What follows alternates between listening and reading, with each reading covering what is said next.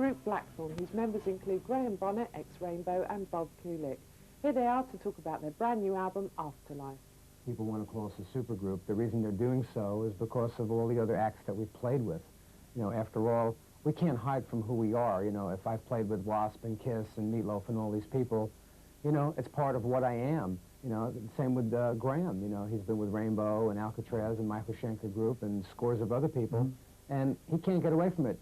People are our fans, and they know who we are, but this is a new band, and we like to be judged by the music that is played by this band. And the guys that are in the band right now, we've worked with before. Bob and I have worked with the same guys. I worked with Jimmy from Alcatraz, Jimmy Waldo, Chuck Wright. So it's kind of a family, you know. So I think we've got the best rhythm section in the world with Chuck and Frankie Bonelli. I think they're the most dynamite rhythm section I've ever heard, apart from Cozy Powell, who's, of course, a friend of mine. But I mean, you know, these guys are so good. This is the best band I've been in for a long, long time. And I think this band is going to really shake up some people. Whoa, we live our lives underneath your rule. You tell us all the things we shouldn't do. No compromise is what you say. We're getting tired of what we're hearing. It ain't no life when you live like this. What you don't know is the walls are crumbling. You had your day, but it's over now. Something's gotta go. We didn't go out there and say, okay, we've made a demo for this record company or that record company. We went out and played. So I was together with Bob and Jimmy for about, I don't know, 2 or 3 weeks. We started rehearsing songs and writing songs straight away. We went out into clubs in Los Angeles, and we wanted to see what kind of reaction we were going to get.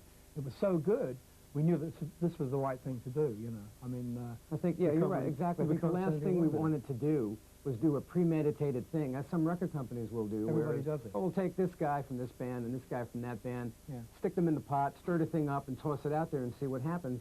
We didn't want to be at any part or anywhere near being compared to that kind of thing. As Graham said before, all of the people involved in this band are friends, are people who, are people who have been around each other before in a working band situation. So it was a natural thing. It wasn't like, well, we're sending down a bass player where we put an ad in the paper and the drummer showed up. It's not that at all. Can't stop the fire, brought down by one desire. This time we won't be forgotten. We went out of our way to make sure that this album was going to be played and people would say, these guys ain't dead. There's no, like, they can't do it anymore, or whatever, you know, that kind of negative kind of vibe you get from a lot of people.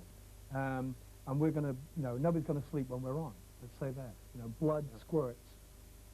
And that's the way it is. That's the way I sing, that's the way Bob plays. And to have somebody like Bob playing guitar with the songs we've written, there's no other way to sing but full-on, hard, balls to the wall kind of Graham's vocaling. been the first singer I've ever worked with who hasn't said, could you turn down, please? Yeah, turn up, Bob, please. I can't hear you. So, yeah. That's been a lot of fun.